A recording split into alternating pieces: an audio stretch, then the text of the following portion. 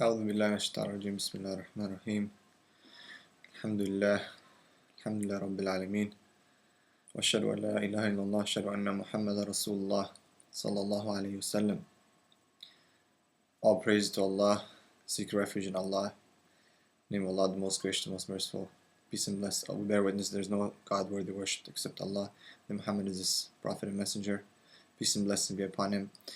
This lecture, inshallah, will be about a very controversial issue that people have, you find throughout the internet, different sites, different people who call for human rights and for freedom of expression, freedom of speech.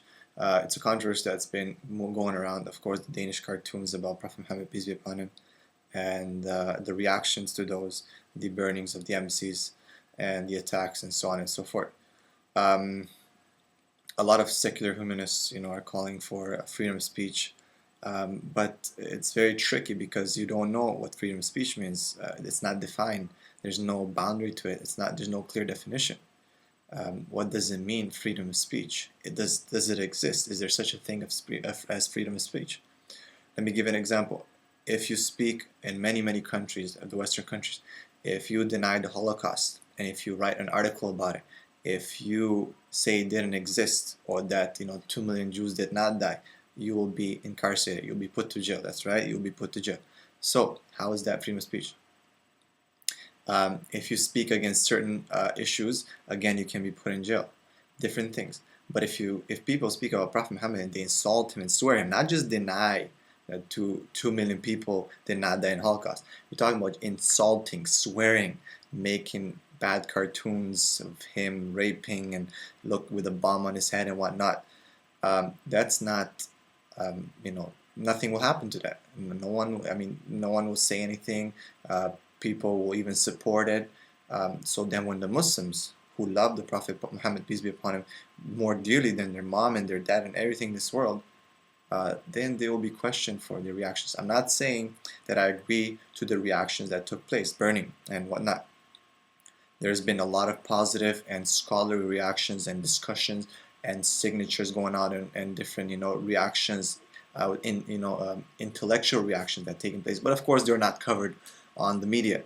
But of course, the camera is always out there to see the person who burns and who hits and who, all the violence. Right? That's what goes front page. So all the secular humanists and people of the West are calling for freedom of speech. Christians are attacking Prophet Muhammad, saying that what kind of prophet is this? If you insult him, people go crazy. Well, let me ask you a thing. Especially when it comes to Christians and secular humanists and throughout, different people, atheists, you have no frame of reference, right? Even with Christians, right? You have no frame of reference. Because if you would, then if you go to the Old Testament, to the Levitical laws and so on and so forth, you'll find that freedom of speech does not exist, right? Because it's a misdemeanor. I mean, it's really misleading. Freedom of speech. It sounds very nice, but it's a magic trick. When you play with cards and it looks nice, and then if you actually go deeper, you find that it's just a trick. It just looks nice. So the two beautiful words, freedom of speech is like, it stands for truth and justice supposedly, but it's not. Not when you insult someone, not when you swear at someone, not when you go and attack someone who you don't even know. Let me give you an example. For example, if someone were to question, there's nothing wrong with questioning, and saying, how come Prophet Muhammad married a very young girl such as Aisha? Very legitimate question, which would deserve a legitimate answer. But if you go and say, there's pedophile and bad and blah blah blah and beep beep beep and beep beep beep, then that's totally different now. Because you have no knowledge, you're just insulting someone. You call him pedophile, you don't even know what pedophilia means, the definition of it. You're just throwing out words there. How is that freedom of speech? That's not freedom of speech. That's being rude and insulting, and you're committing a crime, okay? Because if you were to go and start swearing in front of George Bush and near his entourage, the people who protect him, you'll probably get jumped and punched in the face. But today, unfortunately, I'm not even surprised, because today, based on the standards of society and the ethics that we have, even if someone swears at people's moms and they disrespect them, people don't even care. The sons themselves and daughters will go and beat their mom and swear at them because there's no respect. If that happens to the mother, how about prophets? But of course, people don't even care about them. Prophets are higher than any person, even. We love them more than anything. When that movie about Jesus being gay came out, right? Who were out there to protest? It was Muslims. Muslims who protested, right? Because all prophets, they cannot be insulted. They were picked by God.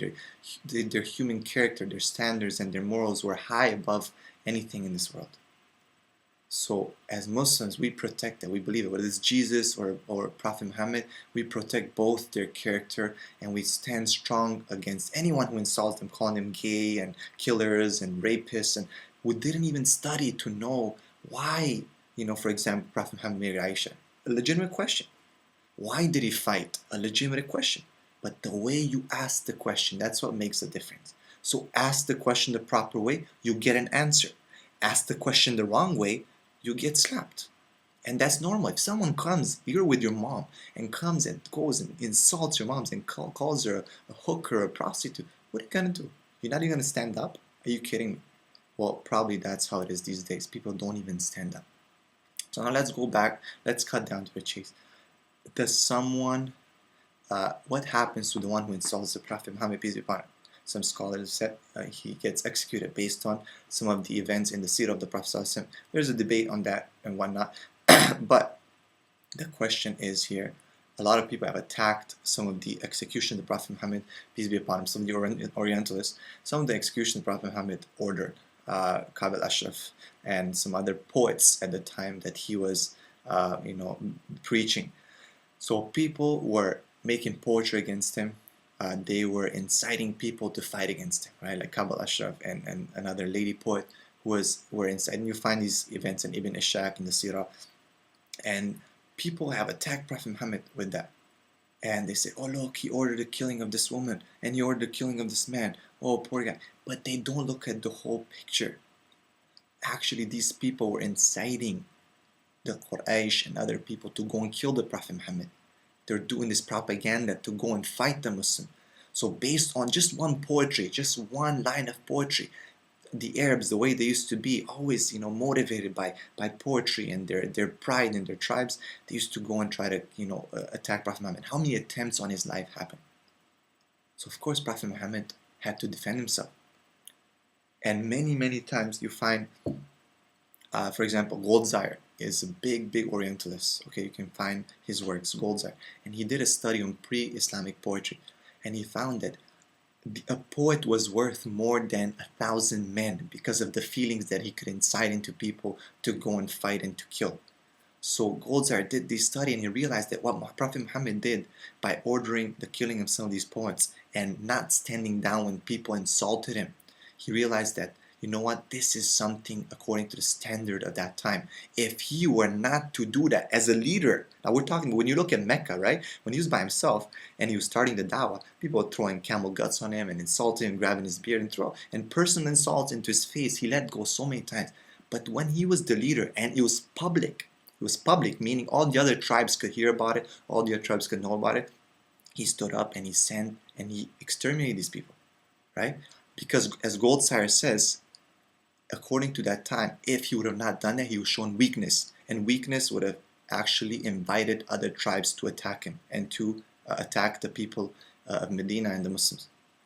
So if he would have not done that, he would not shown strength, that, you know what, no one insults, okay, no one will insult me.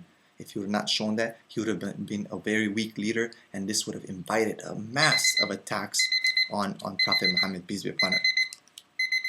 So if we look at it from a different perspective, he did a service, okay? Unfortunately, people try to twist that and they take it and say, oh, he was a killer. He was not a killer. He stood up for his right. He did what was correct for his people. His life was threatened. These people totally taken him for a ride on, with their propaganda, whatever the propaganda was there, music and songs and poetry. But these people were inciting thousands of people and their emotions. That's how the Arabs were. They used to be ready to just go and kill the Prophet. So all the poets that were exterminated were actually, if you look behind it, very big wisdom, and they were very amazing strategic moves from a great leader, Prophet Muhammad, peace be upon him. Sallallahu alaihi wasallam. Assalamu alaikum wa rahmatullah.